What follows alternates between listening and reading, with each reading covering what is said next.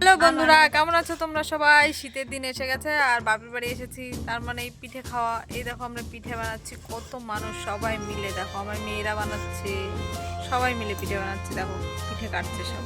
এই দেখো, এই দেখো একটু কত মানুষ। এগুলো পিঠে কাটা হয়ে গেছে। এই দেখো সাপ বানাচ্ছে, সবাই সাপ বানিয়ে দিচ্ছে।